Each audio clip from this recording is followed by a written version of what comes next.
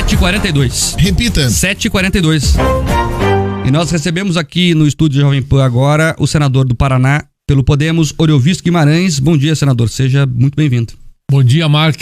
Bom dia aos ouvintes da Jovem Pan.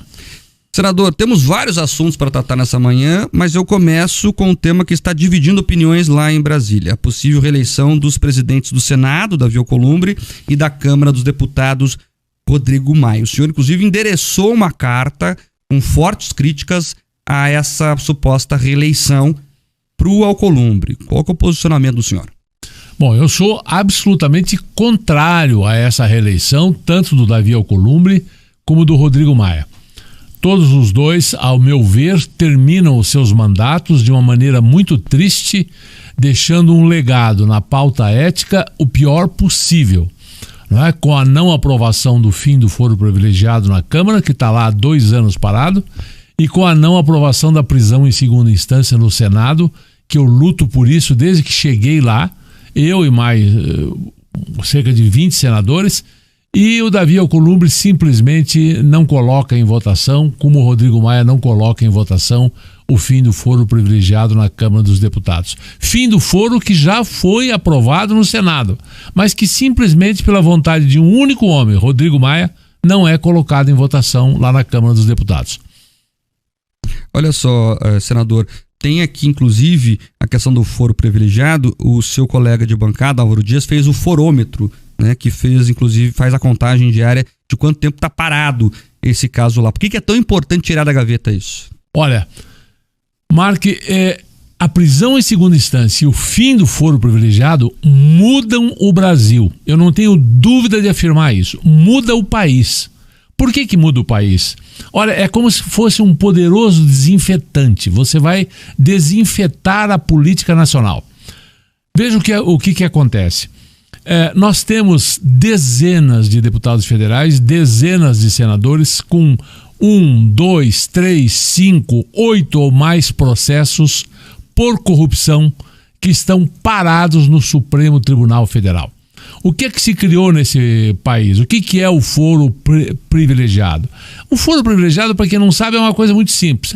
Eu sou senador, muito bem. Eu sou deputado, muito bem. Então o juiz de primeira instância não pode me julgar. Um juiz como era o Sérgio Moro não pode me julgar. O juiz de segunda instância, como aquela turma de Porto Alegre que condenou o Lula, não pode me julgar. Quem é que pode me julgar? Só os ministros do Supremo Tribunal Federal. Então eu posso cometer falcatruas, eu posso fazer um monte de indecências e eu não sou julgado, eu não posso ser sequer processado só lá no Supremo Tribunal Federal. Mark, tem cerca de 50 mil pessoas que têm foro privilegiado no nosso país. É uma vergonha, é uma prova de subdesenvolvimento, é uma prova de que nós somos uma república de bananas, aonde uma casta de privilegiados, o nome já diz, foro privilegiado, pode fazer o que quer, pode abusar do povo, pode, enfim, desrespeitar a população, e só o Supremo pode julgar. E o que acontece lá no Supremo? Nada. Não acontece nada. Os processos não andam. Você veja, por exemplo, a Lava Jato condenou centenas de pessoas aqui. Quem que o Supremo condenou? 1 ou 2 nesses anos todos. Isso precisa acabar. A hora que acabar isso, você vai ter todos os corruptos que estão lá, tanto na Câmara como no Senado, tendo que responder processos na primeira instância, aonde serão condenados.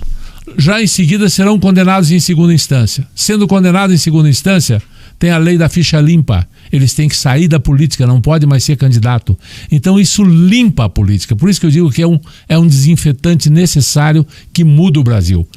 E tem um homem só, Rodrigo Maia, que está segurando isso, e o Álvaro fez bem ao fazer essa marcação de quantos dias está lá. Aliás, o projeto foi do Álvaro Dias no Senado, foi aprovado por unanimidade no Senado, e na Câmara simplesmente o Rodrigo Maia engavetou. É uma vergonha. E esse homem ainda fala em reeleição. Senador, desculpa, Mark, mas a sensação da audiência, e é bom fazer essa pergunta para o senhor, porque o senhor realmente fala, o senhor acredita que isso seria uma autoproteção do Rodrigo Maia? Claro que sim. Ele mesmo tem processo. Os parentes dele têm processo. Na Lava Jato, inclusive. Então, todo mundo sabe disso, isso é público e notório. É proteção dele. E olha, isso é uma coisa que, indo para lá, eu pude ver de perto, pude ver pelo lado de dentro. E que eu quero alertar a população. Tem muita gente que diz que é favorável ao fim do foro privilegiado. Quando vocês, repórteres, colocam um microfone e uma câmera na frente do parlamentar, eu sou favorável ao fim do foro. Eu sou favorável à prisão em segunda instância. Estão mentindo. Não são favoráveis coisa nenhuma. Se todo mundo fosse favorável, já teria sido aprovado. Tem muita gente lá que não é favorável. O único partido que tem a coragem de dizer que é contra a prisão em segunda instância é o PT. Eu admiro o PT porque é o único partido que assume: nós não queremos prisão em segunda instância. Todos os outros dizem que querem sim a prisão em segunda instância. Só que é mentira, não querem. Senador, a gente imagina bem porque o PT é contra a prisão em segunda instância, né? Pois é, o maior também imagina. Lava Jato. Mas pelo menos tem a coragem de admitir, né? Não, entendi. Senador, ainda sobre esse assunto, saiu a notícia revelada pelo jornal O Globo ontem, que o ministro Dias Toffoli, ao apagar das luzes da sua gestão lá presidente do Supremo, mandou arquivar 12 inquéritos que haviam sido abertos a partir da delação de Sérgio Cabral lá no Rio de Janeiro. As investigações haviam sido autorizadas pelo Edson Fachin, mas ele enviou os casos à presidência do STF para serem redistribuídos porque entendeu que não tinham relação com a Lava Jato. O Toffoli fez o quê? Arquivou tudo. O que o senhor acha dessa ação? Olha, é muito difícil, Mark, eu me pronunciar especificamente sobre um processo sem conhecer profundamente esse processo. Mas o que eu quero te dizer é o seguinte: o Supremo, de um modo geral, não tem feito outra coisa ultimamente, principalmente naquela turma que está o Fachin, que está o Celso de Mello, que está o Gilmar Mendes, o Lewandowski e o Lewandowski e a Carmen Lúcia. O Celso de Mello ficou doente, ficou 2-2. O que aconteceu?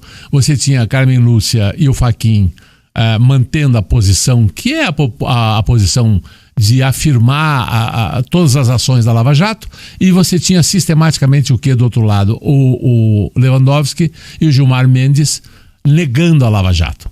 2-2 é pró-réu, não é? Então anularam aí vários casos, e a tendência seria anular a própria condenação do Lula, permitindo que ele viesse a disputar de novo. Felizmente o Celso de Mello voltou, parece que agora esse perigo está um pouco afastado. Mas olha, hoje o que a gente tem é um conluio de alguns ministros do Supremo com vários parlamentares, aonde um diz para o outro assim: olha, você não faça lava-toga aí, você não aprove o fim das decisões monocráticas, você não tome nenhuma atitude, Senado ou Câmara, contra o Supremo, e o Supremo não toma nenhuma atitude contra vocês.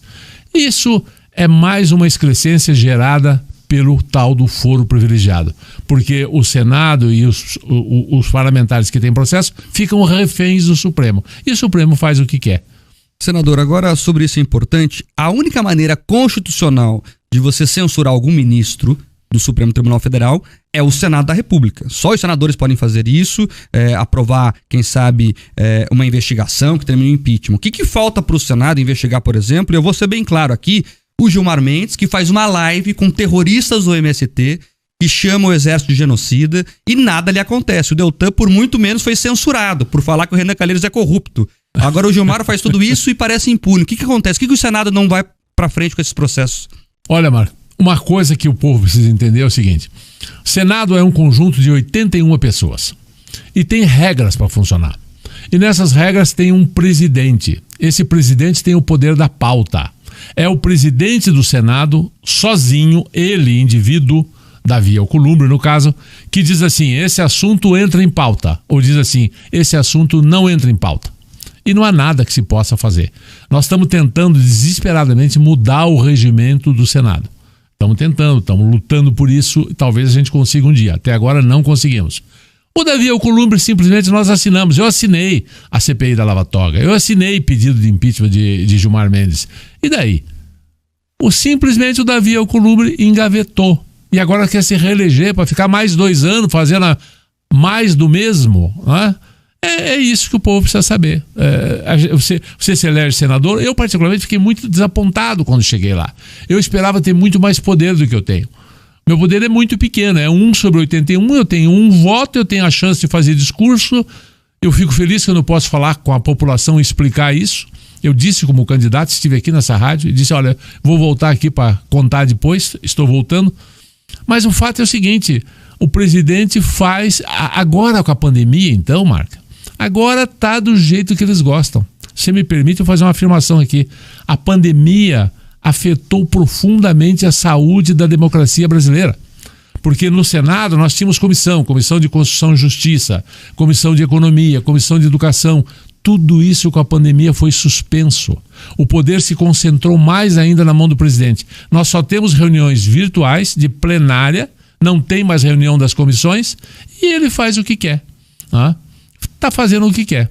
E por isso eu não duvido que ele coloque para votar essa PEC que a Rose de Freitas fez a pedido dele, que é para mudar a Constituição e permitir que ele seja reeleito. E daí a importância da população se mobilizar, falar com seus senadores e com seus deputados para impedir essa excrescência que estão tentando fazer. Senador Oruvice Guimarães, do Podemos. Senador, outro assunto importante é a prisão em segunda instância. Como é que está isso?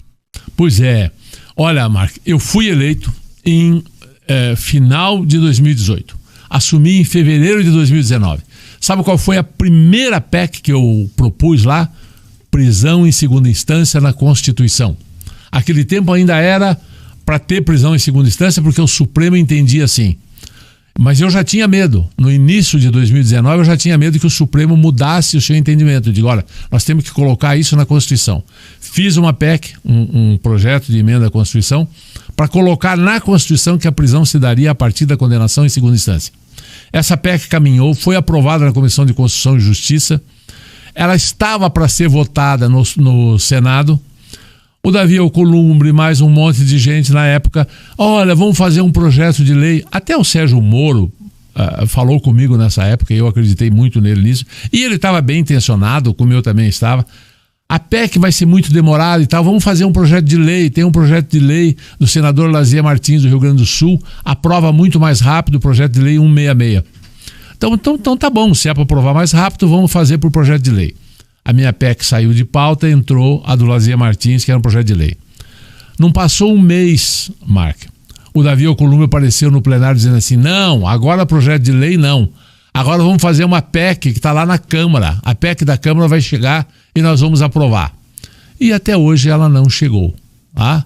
É mais um joguinho de empurra. Aí veio, em março desse ano, veio a pandemia, só sessão remota. Aí é que a coisa não foi mesmo. Então, não há nada sobre prisão em segunda instância, tudo parado e nós vamos ter que continuar brigando até não sei quando.